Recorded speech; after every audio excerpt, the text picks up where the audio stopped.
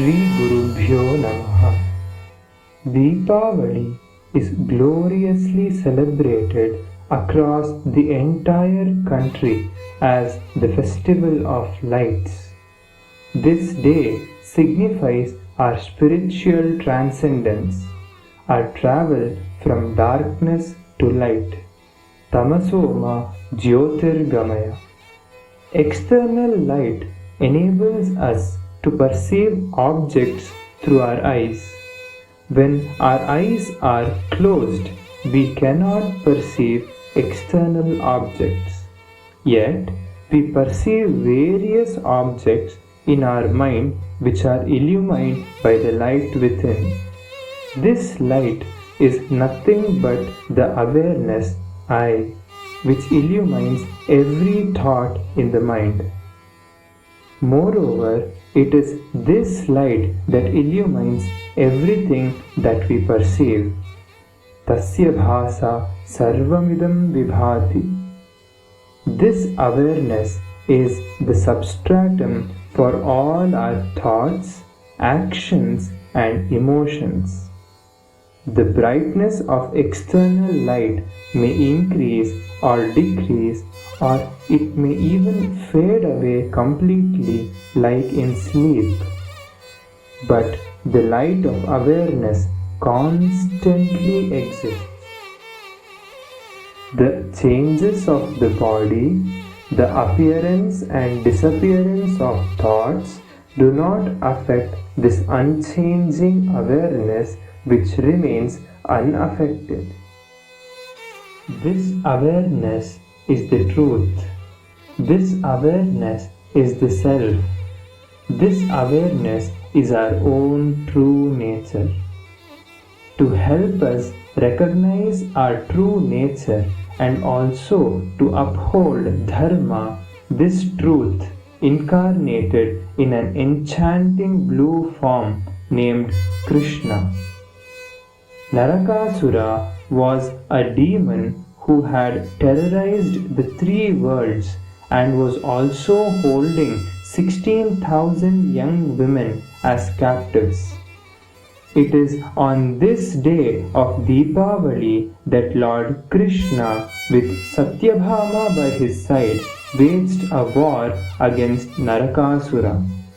Lord Krishna slayed the demon and also freed all the women who were held captive.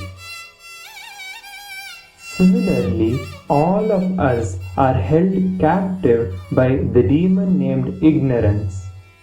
Just like Krishna, out of infinite compassion, the Guru comes along with Brahma Vidya, shoots the arrow of the Mahavakya, destroys this demon called ignorance and frees us from its grasp. One who seeks such liberation must sincerely worship the Lord with utmost devotion. However, external worship of the Lord is subject to various limitations in terms of time, place, money, availability of resources like milk, flowers, etc. This may cause difficulties for a sincere devotee to perform puja. It is for this reason that our Purvacharyas have blessed us with the procedure of Manasa Puja, where elaborate worship is mentally offered to the Lord. An offering made to the Lord in this way has immeasurable potency. Acharya Shankara Bhagavatpada has penned many Manasa Puja stotras extolling various deities. Bhagavan Manasa Puja is a beautiful stotra where Acharya worships Krishna in a detailed manner. Now, let us listen and meditate with devotion on this hymn and lose our individuality in Krishna, who shines forth as the light of awareness.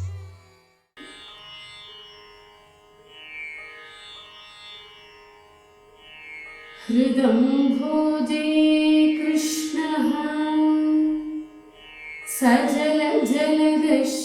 सजलजलदश्यामलतनुः सरोजाक्षस्रग्वी मकुटकटकाद्याभरणवान्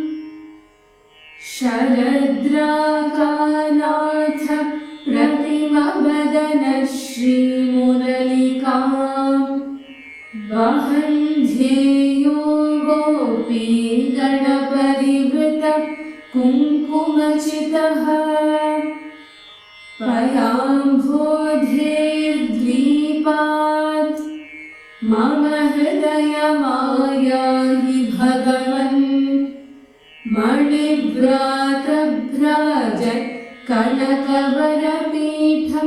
भज हरे सुचिह्नौ ते पादौ यदुकुलजनेनेज्ञिसुजनैः गृहाणेदं दूर्वादलजलवदर्घ्यं मुररिपो त्वमाचामोपेन्द्र त्रिदशसरिदं भोतिशिशिरं भजस्वेमं पञ्चामृतफलरसाप्लावमघम् द्युनद्याः कालिन्द्याः अपि कनककुम्भस्थितमिदं जलं तेन स्नानं कुरु कुरु कुरुष्वाचमनकम् तदिद्वर्णे वस्त्रे भज विजयकान्ताधिहरण प्रलम्बारिभ्रातः मृदुलमुपवीतं कुरु गले ललाटे पाटीरं मृगमदयुतं धारय हरे गृहाणेदं माल्यं शतदलतुलस्यादिरचितं दशाङ्गं धूपं सद्वरदशरणाग्रेर्पितमिदं मुखं दीपेनेन्दुप्रभविरजसं देवकलये इमौ पाणी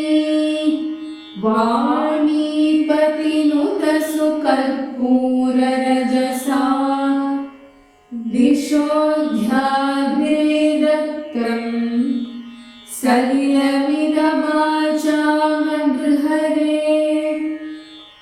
सदा तृप्तान्नं षड्रसवदखिलव्यञ्जनयुतं सुवर्णामत्रे गोघृतचषकयुक्ते स्थितमिदं यशोदासूनो तत्परमदययाशानसखिभिः प्रसादं वाञ्छद्भिः सह तदनुनीरं पिब विभो सचूर्णं ताम्बूलं मुखशुचिकरं भक्षय हरे फलं स्वादुप्रीत्या परिमलवदास्वादय चिरम् सपर्यापर्याप्त्यै कनकमणिजातं स्थितमिदं प्रदीपैरारार्तिं जलधितनयाश्लिष्टरचये विजातीयैः पुष्पैः